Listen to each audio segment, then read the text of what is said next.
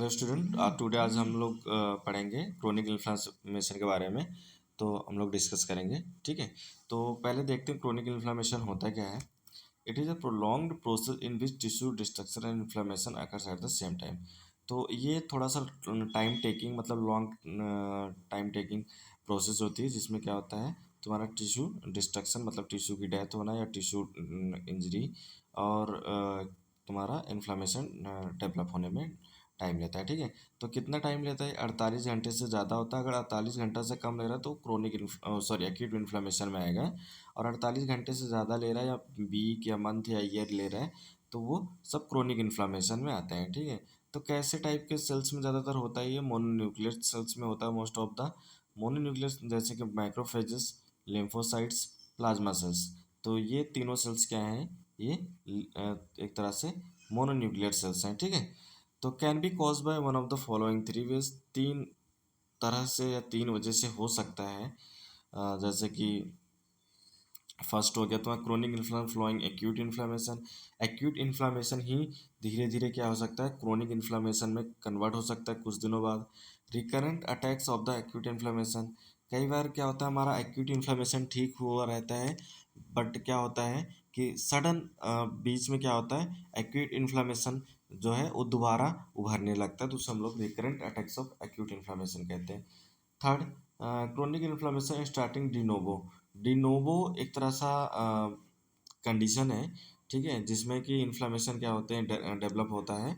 उसकी वजह से जो इन्फ्लामेशन होता है डिनोवो में, ठीक है, न्यूरोलॉजिकल मोस्ट ऑफ द होता है, तो उसको हम लोग क्रोनिक इन्फ्लामेशन स्टार्टिंग डिनोवो बोलते हैं, ठीक है। आगे देखते हैं, फीचर्स देख लेते हैं हम लोग। तो फीचर्स फीचर्स में हमारा, ठीक है, क्रोनिक इन्फ्लामेशन कैसे होगा भाई। कुछ फिल्ट्रेशन मोनोन्यूक्लियर सेल्स इन्वॉल्व होंगी, जैसे कि मैक्रोफेजेस स्टेज जो होती हैं, लिम्फोसाइट और प्लाज्मा सेल्स हो गई, ठीक। उसके बाद क्या होगा, टिश्यू डिस्ट्रक्शन होगा, ठीक है। तो उसके बाद जब टिश्यू डिस्ट्रक्शन होगा तो क्या होगा, सेल्स अपने आप को रिटेन या रिकवर करने की कोशिश करेंगी। हीलिंग होगी, तो कैसी हीलिंग होगी, प्रोलिफरेशन होगा। किसका होगा प्रोलिफरेशन? कनेक्टिव टिश्यू रिप्लेसमेंट होगा डेड सेल का, ठीक है। जब प्रोलिफिकेशन होता है कनेक्टिव टिश्यू का, तो जो डेड सेल्स होती हैं वो वहाँ से हटने लगती हैं और नए सेल्स वहाँ पे क्या होती हैं, डेवलप होने लगती हैं। आगे देखते हैं, इन्फिल्ट्रेशन विथ मोनोन्यूक्लियर सेल्स। तो ये डायग्राम एक मैंने ऐड किया है इसमें। तो इसमें क्या है, जो मोनोन्यूक्लियर सेल्स हैं उनका इन्फिल्ट्रेशन कैसे हो रहा है। तो पहले क्या होता है, स्टेम सेल्स बनती हैं, ठीक है, वो फिर उसके बाद मोनोब्लास्ट में कन्वर्ट होती हैं, देन मोनोसाइट्स बनता है, ठीक है। तो मोनोसाइट्स तो यहाँ बना, तो ये अभी तक नॉर्मल सेल्स हैं जो कि किसी चीज़ में जल्दी रिएक्ट नहीं करती हैं। लेकिन इसके बाद क्या होता है, जब कोई इन्फ्लामेशन होता है तो ये सेल कन्वर्ट हो जाती है मैक्रोफेज में, ठीक है। मैक्रोफेज में जब कन्वर्ट हो जाती हैं तो मैक्रोफेज में कन्वर्ट होने के बाद तो कुछ ऐसे फैक्टर होते हैं जो इसको एक्टिवेट कर देते हैं, फिर ये सेल्स क्या होती हैं, फैगोसाइटोसिस का वर्क करने लगती हैं, ठीक है। तो मैक्रोफेज में क्या है तुम्हारा, ये सेल्स आगे चल के मोंगिला सिग्नस में, कफर सेल्स लीवर में, अल्वुलर मैक्रोफेज लंग में, और ओस्टियोक्लास्ट ये बोन में। ये सेल्स क्या करती हैं, मैक्रोफेज का वर्क करती हैं अपने अलग डिफरेंट डिफरेंट एरिया में। उसके बाद एडवांस्ड मैक्रोफेज क्या होता है, ये advance macrophage most of the vessels में या लोकल एरियाज में होते हैं, जो फैगोसाइटोसिस का वर्क करते हैं, ठीक। आगे हम लोग कंटिन्यू करते हैं,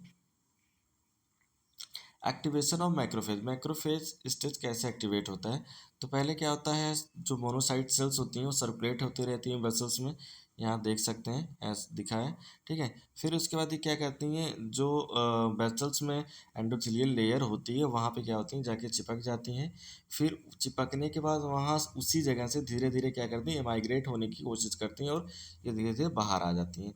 अब बाहर आने के बाद क्या होता है, तो ये जो सेल्स ये मोनोसाइट सेल्स हैं मैक्रोफेज में कन्वर्ट हो जाती हैं, लेकिन ये एक्टिवेट नहीं होती हैं। एक्टिवेट करने के लिए इनको कुछ फैक्टर्स होते हैं, इंटरमीडिएट फैक्टर्स, जैसे कि तुम्हारा ये हो गया एंटोटॉक्सिन हो गया, फिब्रोनेक्टिन हो गया, केमिकल मेडिएटर्स हैं ये सब, ठीक है। साइटोकाइनिन, IFN अल्फा हो गया, ये इंटरमीडिएट क्या है, केमिकल मीडिएटर्स हैं जो क्या करते हैं, मैक्रोफेज को एक्टिवेट कर देते हैं। अब एक्टिवेटेड मैक्रोफेज क्या करता है, लाइसोसोमल एंजाइम को क्या करता है, बढ़ा देता है। लाइसोसोमल एंजाइम को क्या करता है, बढ़ा देता है। फिर उसका ग्रेटर एबिलिटी टू फैगोसाइट्स। अब जितना लाइसोसोमल एंजाइम बढ़ेगा उतनी ही एबिलिटी बढ़ेगी मैक्रोफेज सेल की क्या करने की, फैगोसाइट्स करने की, मतलब उसको किसी फॉरेन पार्टिकल को मार के खाने की। ठीक है, आगे देखते हैं। तो ये यहाँ पे एक्यूट इन्फ्लामेशन और इन क्रोनिक इन्फ्लामेशन के मैकेनिज्म दिए गए हैं। एक्यूट इन्फ्लामेशन में क्या होता है, जो एलिमिनेटेड मैक्रोफेज जो क्या होते हैं वो धीरे धीरे बाद में गायब हो जाते हैं। ठीक है, इरिटेंट एलिमिनेटेड जो होते हैं। लेकिन क्रोनिक में क्या होता है, परसिस्टेंट मैक्रोफेज एक्यूमुलेशन होता है वहाँ पे। ठीक है, कैसे होता है, वो तीन तरह की मैकेनिज्म होती है। पहला रिकरेंट फ्रॉम सर्कुलेशन, ठीक है, तुरंत जो सर्कुलेशन की वजह से हुआ है। तो इसमें कीमोटैक्टिक स्टिमुलाई होते हैं कुछ, जैसे C5a, platelet derived growth factor, transforming growth factor. ठीक है, ये तीन तरह के फैक्टर होते हैं जो क्या करते हैं, सर्कुलेशन को या स्टिमुलाई में क्या करते हैं, एक तरह से एक्युमुलेशन को बढ़ाते हैं। उसके बाद क्या होता है, लोकल प्लोरिफिकेशन ऑफ मैक्रोफेज। अब धीरे धीरे जब वहाँ पे एक्युमुलेशन बढ़ेगा तो वहाँ पे स्वेलिंग बढ़ने के लिए क्या होगा, जो टिश्यू है या सेल है वो प्रोलीफाई करेगा, अपने आप ग्रोथ को बढ़ाएगा। ठीक है, मैक्रोफेज। फिर इमोबिलाइजेशन ऑफ मैक्रो, उसके बाद मैक्रोफाइज क्या होता है, इमोबिलाइज हो जाएगा एक जगह ही, पर्टिकुलरली एक ही जगह क्या होगा, स्टेबलाइज हो जाएगा। अब वहीं पे क्या करेगा, धीरे धीरे इन्फ्लेमेशन को बढ़ाएगा। ठीक, आगे देखते हैं। Tissue destruction of necrosis. Tissue destruction और नेक्रोसिस। टिश्यू डिस्ट्रक्शन और नेक्रोसिस मतलब टिश्यू या सेल्स का डैमेज होना। ठीक है, जो पूरी तरीके से डैमेज है और दोबारा अपने आप को रिकवर ना कर पाए। ठीक है, तो एक्टिवेटेड मैक्रोफेज में क्या होता है, जब मैक्रोफेज एक्टिवेट होता है तो कुछ एंजाइम्स की रिलीज सिक्रीशन बढ़ा देता है, जैसे इलास्टेज, इलास्टेज हो गया, प्रोटीएज हो गया, कोलेजिनेज हो गया, रिएक्टिव ऑक्सीजन रेडिकल हो गए, साइटोकाइनिन IL-1,8, ये क्या है, फैक्टर्स भी है या एंजाइम भी है। ठीक है, इनका सिक्रीशन बढ़ जाता है और वहाँ पे क्या होता है, धीरे धीरे निक्रोसिस या डैमेज टिश्यू क्या होते हैं, धीरे धीरे सड़ने लगते हैं। और ये सड़न जो है या डिस्ट्रक्शन, यही एंजाइम क्या करते हैं, बढ़ाते हैं वहाँ पे। ठीक, अब हम लोग प्रोलिफरेशन में देखते हैं। प्रोलिफरेशन में क्या होता है, जो ब्लड वेसल्स होती हैं छोटी छोटी, और फाइब्रोब्लास्ट, ये दोनों मिलके क्या करते हैं, ग्रेनुलेशन टिश्यू को, ग्रेनुअल टिश्यू को क्या करते हैं, फॉर्मेशन करते हैं, जिसे हम लोग प्रोलिफरेशन बोलते हैं। ठीक है, आगे हम देखते हैं। Reaction of pulp to bacterial invasion. Pulp का क्या रिएक्शन होता है, जहाँ जब पल्प में बैक्टीरियल इन्वेजन, बैक्टीरिया की वजह से जो घाव होता है। ठीक है, तो पल्प में क्या होता है, जब इन्वेजन होता है तो वेस्कुलर चेंजेस होने लगते हैं। ठीक है, ब्लड वेसल्स के अंदर। और PMNLs जो इंटरमीडिएट फैक्टर है, वो क्या करता है, इन्फ्लेमेशन की जगह पे पहुंच जाता है। देन वहाँ पे क्या होता है, जो पल्प होता है तुम्हारा, पल्प एक कैल्शियम से क्या होता है, कैल्शियम वॉल से एक तरह से ढका हुआ होता है, जिसकी वजह से क्या होता है, एक्सेसिव स्वेलिंग नहीं हो पाती वहाँ पे। लेकिन इन्फ्लामेशन होने की वजह से पेन तो काफ़ी रहता है, लेकिन स्वेलिंग नहीं हो पाती, क्योंकि कैल्सिफाइड वॉल होती हैं पल्प के चारों ओर। इस वजह से क्या होता है, वहाँ पे स्वेलिंग नहीं हो पाती। ठीक है, अब वहाँ पे जब थोड़ा बहुत स्वेलिंग रहेगी लेकिन एक्सेसिव नहीं रहेगी, पेन रहेगा, तो थोड़ी बहुत स्वेलिंग की वजह से क्या होगा, प्रेशर क्रिएट होगा, जिससे क्या होगा, वहाँ पे ब्लड सप्लाई धीरे धीरे कम होने लगेगी या इस्कीमिया हो जाएगा। तो जिसकी वजह से does not gate corrected since, उसके बाद जो कोलेट्रल सर्कुलेशन है वो वहाँ पे डेवलप नहीं हो पाएगा। और जब कोलेट्रल सर्कुलेशन नहीं डेवलप हो पाएगा तो वहाँ पे जो अपाइकल फोरामिना है वो वहाँ पे नहीं बन पाएगा। ठीक है, अपाइकल फोरामिना वहाँ पे क्या होगा, वो डेवलप नहीं हो पाएगा। तो histological feature of pulpitis, pulpitis मतलब पल्प में इन्फ्लामेशन, जहाँ आइटिस लग जाता है उसका मतलब कि इन्फ्लामेशन हो रहा है यहाँ पे। ठीक है, तो पल्पाइटिस दो तरह का होता है, एक क्रोनिक और एक एक्यूट। तो क्रोनिक में क्या होता है, वेस्कुलर इवेंट होते हैं, और सॉरी, एक्यूट में वेस्कुलर इवेंट होता है और क्रोनिक में क्या होता है, सेलुलर इवेंट होते हैं।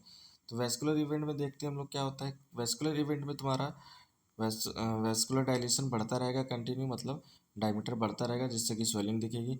एक्यूमुलेशन होता रहेगा किसका, एब्डोमिनल फ्लूइड का, किसमें, कनेक्टिव टिश्यू में। और PMNL फैक्टर क्या होंगे, एंडोथेलियल वॉल के साइड में फ्लो होना शुरू हो जाएंगे। ठीक है, अब सेलुलर इवेंट में क्या होगा, मोनोन्यूक्लियर सेल्स क्या होंगे, प्रीडोमिनेंट होंगे। मोनोन्यूक्लियर में प्लाज्मा सेल्स और लिम्फोसाइट सेल्स आते हैं। ठीक है, उसके बाद फाइब्रोब्लास्टिक एक्टिविटी इवेंट होगी, वहाँ पे फाइब्रस टिश्यू जो होंगे वो क्या होंगे, कलेक्ट होने लगेंगे। ठीक, उसके बाद कोलेजन फाइबर्स, वहाँ पे कोलेजन फाइबर के क्या एक तरह से बंडल दिखाई देने लगेगा। उसके बाद हम लोग देखते हैं एपाइकल एंडो सॉरी पेरिडोंटाइटिस। एक तरह से ये टूथ के रूट का इन्फ्लेमेशन है, ठीक है। Inflammation of periodontal ligament around root apex. Root apex के पास होता है लिगामेंट होता है, इसमें जो टूथ को मसल्स वहाँ से मसल से जोड़ता है, ठीक है। तो यहाँ पे देखो पहले इनिशियल स्टेज में क्या होता है, changes localise around root apex. शुरू में क्या होता है, चेंजेस जो रूट होता है टूथ का वहाँ पे दिखाई देता है, ठीक।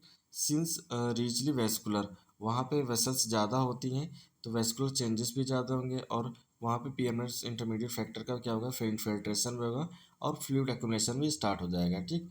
दूसरा बाद में क्या होगा, रीअब्जॉर्प्शन ऑफ बोन। धीरे धीरे क्या होगा, बोन क्या होगा, बोन का डिके होगा, बोन धीरे धीरे वहाँ पे डिजॉल्व होना शुरू होंगी और क्या होगा, अपसेस बनने लगेगा, मतलब वहाँ पे पस फॉर्मेशन स्टार्ट हो जाएगा उस कैविटी में, ठीक। आगे देखते हैं, आगे हम लोग आ गए वुंड। पहले तो हम जानेंगे वुंड होता क्या है, देन उसके बाद देखेंगे हीलिंग क्या होता है, ठीक है। तो पहले वुंड में हम लोग इंट्रोडक्शन और कैसे रिजनरेट करता है, अपना प्रिपेयर होता करता है, और हीलिंग प्राइमरी और सेकेंडरी इंटेंशन में कैसे होता है, फैक्टर्स जो अफेक्ट करते हैं हीलिंग को, और हीलिंग जो ओरल टिश्यू में होते हैं, ठीक है। तो पहले हम लोग देख लेते हैं वुंड क्या होता है। तो वुंड क्या है, वुंड एक तरह से सरकमस्क्राइब इंजरी है, जो क्या होता है, एक्सटर्नल फोर्स को जैसे होता है, जिसमें टिश्यू और ऑर्गन कोई भी इन्वॉल्व हो सकता है, ठीक है। तो वुंड एक तरह से पर्टिकुलर एरिया का इंजरी है जो किसी एक्सटर्नल फोर्स की वजह से हो सकता है, और टिश्यू और ऑर्गन में भी हो सकता है। तो इसको तीन तरह के क्लासिफिकेशन में डिवाइड किया गया है। पहला ओरिजिन बेस पे, दूसरा कंटामिनेशन बेस पे, तीसरा डेप्थ बेस पे, ठीक है। ओरिजिन मतलब कहाँ से शुरू हुआ, सोर्स क्या था, कंटामिनेशन मतलब इन्फेक्शन बेस पे, डेप्थ मतलब कितनी गहराई तक वुंड है, ठीक। तो आगे देखते हैं। तो ओरिजिन में देखते हैं हम, ओरिजिन बेसिकली पांच उसमें डिवाइड किया है, मैकेनिकल बेस पे, केमिकल बेस पे, रेडिएशन, थर्मल, स्पेशल, ठीक है। मैकेनिकल में तुम्हारा आ गया जैसे कि एब्राडेड वुंड हो गया, पंक्चर वुंड हो गया, इंक्रीज, मतलब किसी भी एक्सटर्नल फोर्स जो चोट लगा है या कटा पिटा है उसकी वजह से जो वुंड आता है मैकेनिकल वुंड में आता है, ठीक। उसके बाद केमिकल आता है। केमिकल में तुम्हारा एसिड बेस को जैसे बाय द वे अगर किसी के ऊपर एसिड गिर गया है या बेस गिर गया है, उसके जो सेल है, टिश्यू इंजरी हुई है, उसको हम लोग क्या बोलेंगे, केमिकल केमिकल वुंड बोलेंगे, ठीक है। रेडिएशन, किसी रेडिएशन के एक्सपो किसी हार्मफुल रेडिएशन वजह से जो वुंड क्रिएट हुआ उसे रेडिएशन वुंड बोलते हैं। थर्मल मतलब जलने से, ठंडा या गर्म से जलने से, उसको थर्मल वुंड बोलते हैं। स्पेशल जिसमें किसी जहर के टॉक्सिन या किसी जहरीली गैस से जो इंजरी होती है, सेल डैमेज होती है, उससे हम लोग टॉक्सिन और बिनोम्स बोलते हैं। आगे देखते हैं कंटेमिनेशन बेस पे भी क्या है, तीन तरह का है, clean wound, clean and contaminated. Clean मतलब साफ सुथरा वुंड जिसमें कोई इन्फेक्शन नहीं, क्लीन और कंटामिनेटेड साफ और जिसमें इन्फेक्शन थोड़ा बहुत हो सकता है, कंटामिनेटेड जिसमें पूरी तरीके से इन्फेक्शन है। तीन तरह के वुंड हो गए कंटामिनेशन बेस पे, ठीक। आगे देखते हैं based on the depth. Depth के बेस पे मतलब गहराई के बेस पे, तो कौन कौन सा वुंड कितना गहरा कितना ऊपर है उसके बेस पे हम लोग देखते हैं। सुपरफिशियल वुंड, इसमें क्या होगा, हमारा तीन तरह की लेयर होती है हमारी बॉडी में, ठीक है। सुपरफिशियल एपिडर्मिस होती है, फिर क्या होता है, डर्मिस होता है, फिर सबक्यूटेनियस लेयर होती है, ठीक है। अगर डर्मिस लेयर तक ही खाली घाव है उसको हम लोग सुपरफिशियल वुंड में रखेंगे। डर्मिस सॉरी एपिडर्मिस और डर्मिस अगर दोनों इन्वॉल्व है थोड़ा थोड़ा तो उसको पार्शियल थिकनेस वुंड बोल देंगे। एपिडर्मिस, डर्मिस और सब क्यूटेनियस फैट भी अगर थोड़ा बहुत इन्वॉल्व है उसको हम लोग क्या बोलेंगे, फुल थिकनेस वुंड बोलेंगे। अब अगर एपिडर्मिस, डर्मिस, सब क्यूटेनियस और थोड़ा सा मसल का हिस्सा भी इन्वॉल्व हो गया, बोनी हिस्सा भी, उसको हम लोग डीप वुंड बोलेंगे, मतलब काफ़ी गहरा वुंड है जो काफ़ी अंदर तक पेनिट्रेट कर चुका है, ठीक है। आगे देखते हैं हीलिंग। तो हीलिंग में हम लोग देखते हैं हीलिंग क्या होता है। Healing is the body's response to injury and attempt to restore normal structure and function. Healing क्या है, बॉडी या टिश्यू या सेल्स का एक तरह से रिस्पॉन्स है जो अपने आप को क्या करता है, रिस्टोर करने का, अपने फंक्शन को, अपने स्ट्रक्चर को रिस्टोर करने की कोशिश करता है। एक तरह से देखा जाए तो reversible cell injury, reversible cell injury में जैसे कोई इंजरी हो जाती है तो अपने आप को क्या कर रहे थे, वो हील कर ले रहे थे ना, रिवर्स अपने फंक्शन और स्ट्रक्चर को मेंटेन कर ले रहे थे। तो उसी तरीके से हीलिंग भी क्या है, एक तरह से रिवर्सिबल सेल इंजरी होती है, ठीक है। तो दो तरह की होती है, एक होता है तुम्हारा रीजनरेशन, दूसरा रिपेयर, ठीक है। दो पार्ट में इसको डिवाइड किया हमने हीलिंग को। तो देखते हैं रीजनरेशन क्या होता है। Regeneration is when takes place by proliferation of parenchymal cells and usually result in complete restoration of the original tissue.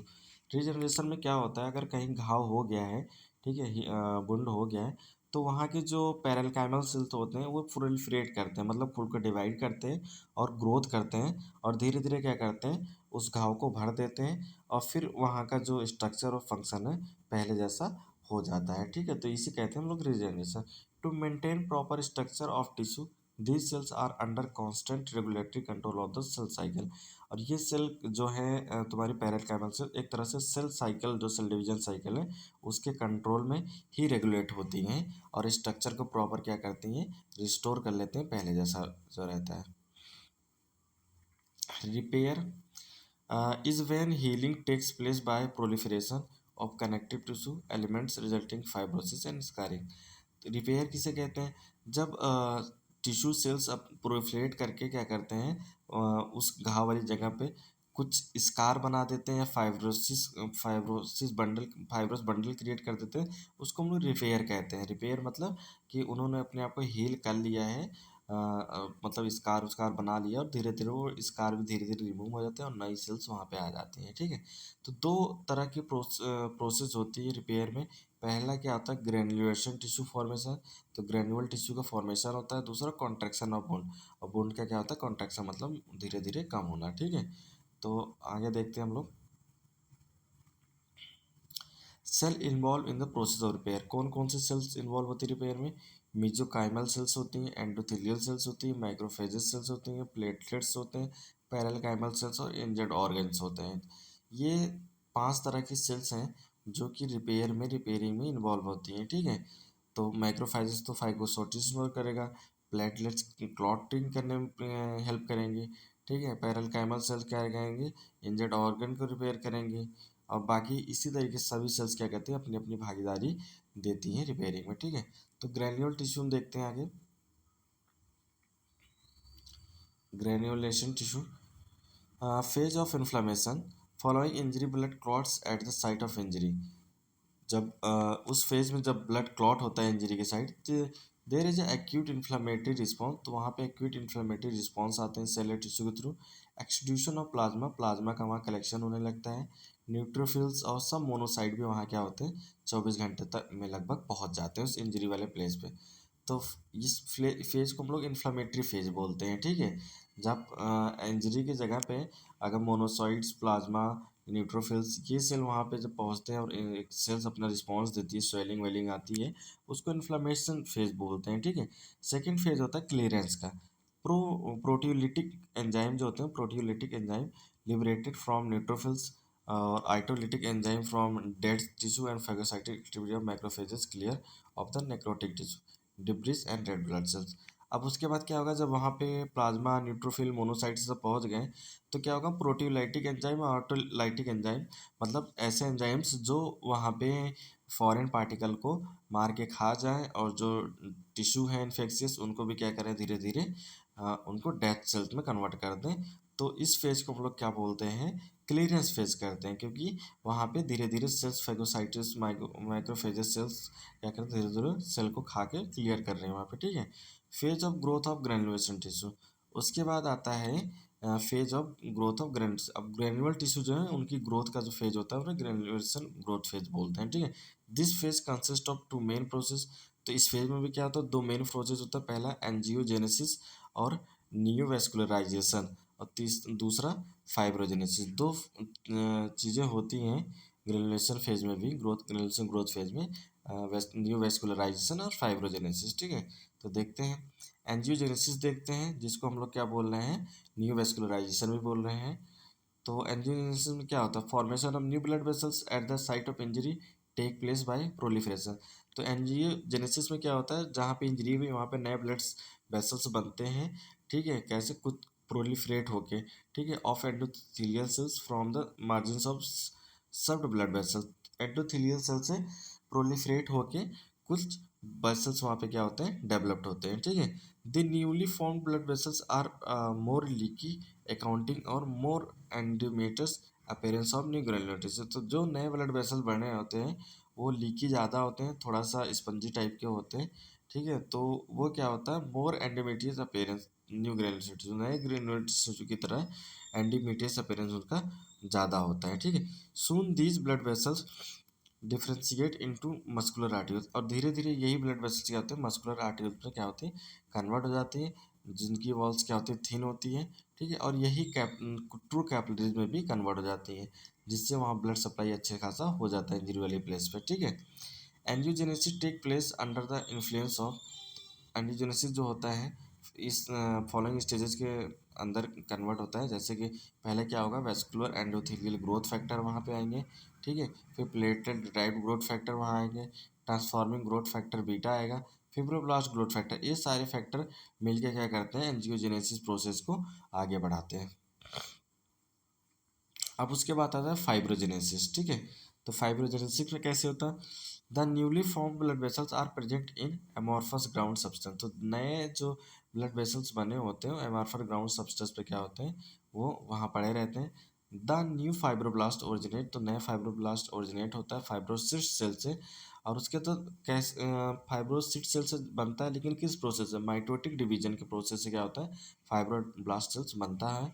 Some of this fibroblast has functional and structural similarity, तो कुछ fibroblast का जो function और structure same होता है, to smooth muscle cell called as a myofibroblast, तो ऐसे जो स्मूथ मसल्स में फाइब्रोब्लास्ट होते हैं जिनका फंक्शन और स्ट्रक्चर सेम होता है उसे हम लोग माई फाइब्रोब्लास्ट कहते हैं, ठीक है। Collagen fibrils appear by about 6 day, उसके बाद क्या होता है कोलेजन फाइबर्स दिखाई देते हैं 6 डे में। आप मैचुरेशन प्रोसीड, उसके बाद जो सेल्स बनी है जो ब्लड सेल्स बने हैं सेल्स बने उनका क्या होता है मैचुरेशन होता है, more and more of collagen is form, उसके बाद ज़्यादा से ज़्यादा में कोलेजन बनने लगते हैं, और फाइब्रोब्लास्ट क्या होता है एक्टिव हो जाता है। Then number of new blood vessels decrease, तो उसके बाद नए ब्लड वेसल्स जो है वहाँ पे वो धीरे धीरे कम होने लगते हैं और फाइब्रोब्लास्ट वहाँ पे डेवलप होने लगता है, ठीक है। This result in the formation of inactive looking इसका नोन एज अ सेक्रेटराइजेशन, ठीक है। तो ये क्या होता है ये जो फाइब्रोजेनेसिस हुई है वो वुंड वाले प्लेस पे स्कार को डेवलप्ड करते हैं, ठीक है, जिसको हम लोग क्या बोलते हैं सिक्रेटराइजेशन बोलते हैं, क्या बोलते हैं साइक्रेटराइजेशन बोलते हैं, ठीक। नए स्कार का जो दिखाई देने लगते हैं उस प्रोसेस को फाइब्रोजेनेसिस प्रोसेस के थ्रू जो स्कार का डेवलपमेंट है उसको सिक्रेटराइजेशन बोला जाता है, ठीक है।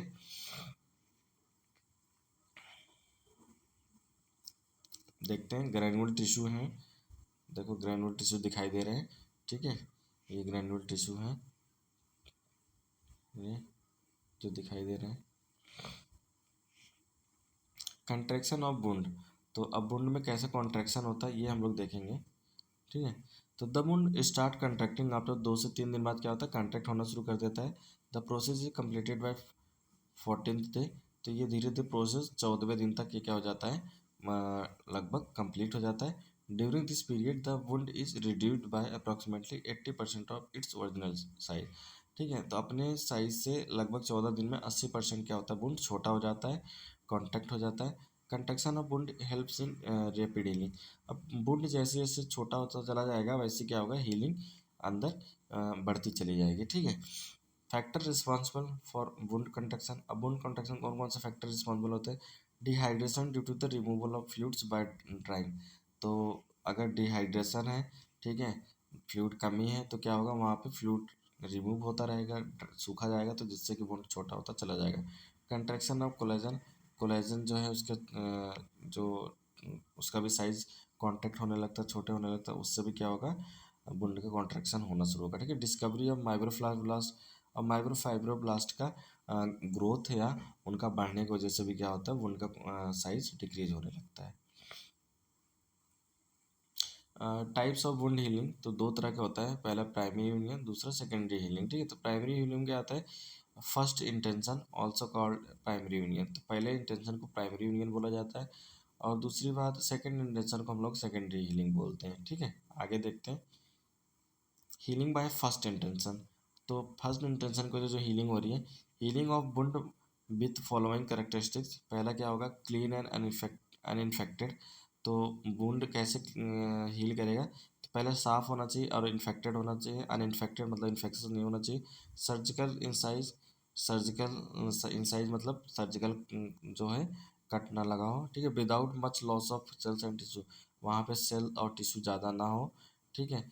Edges of wound are approximately by surgical sutures, तो जो एज है वो सर्जिकल सूचर से क्या हो ज़्यादा से ज़्यादा सर्जिकल सूचर लगे हों, इसकी वजह से भी क्या होगा, वुंड हीलिंग जल्दी होती है। ठीक है, आगे देखते हैं steps in primary wound healing. Step देखते हैं कैसे हील होता है प्राइमरी वुंड।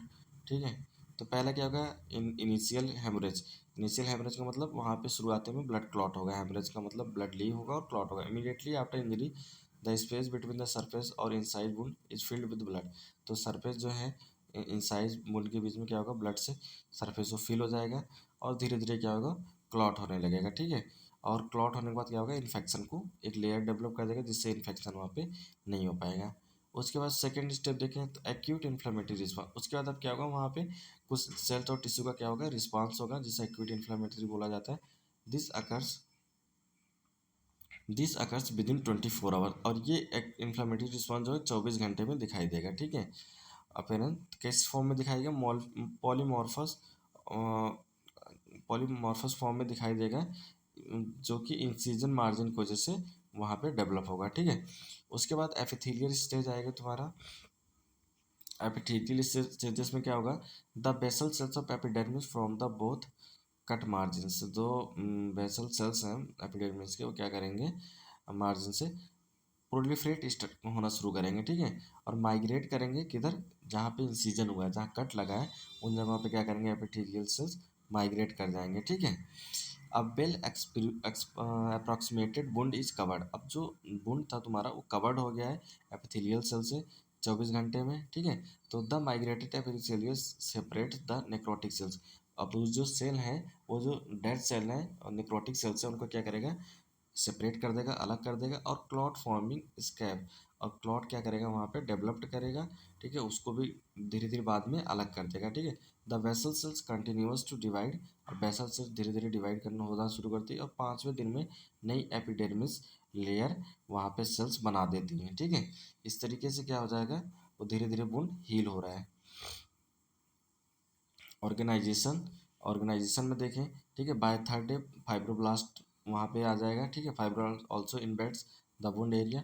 फाइब्रोब्लास्ट भी उस एरिया को क्या करेगा, कवर कर लेगा। और 5वें दिन में कोलेजन फाइबर्स क्या करेंगे, वहाँ पे बनना शुरू हो जाएंगे और उसके बाद हीलिंग क्या हो जाएगी, कंप्लीट हो जाएगी। चौथे वीक तक क्या होगा, चौथे वीक तक स्कार टिश्यू आ जाएंगे वहाँ पे। ठीक है, और सेलुलर वेस्कुलर एलिमेंट्स वहाँ हो जाएंगे। और उसके बाद क्या, आप few inflammatory cells and epithelialise surface is form. कुछ इन्फ्लामेटरी सेल्स और एपिथेलाइज सरफेस वहाँ फॉर्म हो जाएंगी और जिससे बॉडी क्या होगा, वहाँ पे फुली हील हो जाएगा। ठीक है, ये प्राइमरी हम लोगों ने प्राइमरी इंटेंशन में पढ़ा हम लोगों ने कैसे हीलिंग होती है। अब इसके बाद हम लोग पढ़ेंगे हीलिंग बाय सेकेंडरी इंटेंशन। ठीक है, हीलिंग बाय सेकेंडरी इंटेंशन ये हम लोग कल की क्लास में पढ़ेंगे। आज के लिए हम लोगों ने प्राइमरी हीलिंग को हमने फिनिश किया है। और हीलिंग क्या होता है हमने फिनिश किया है, वुंड क्या होता है, रिपेयर क्या होता है, रिपेयर का टाइप हमने फिनिश किया है। कल हम लोग हीलिंग बाय सेकेंडरी इंटेंशन यहाँ से शुरू करेंगे।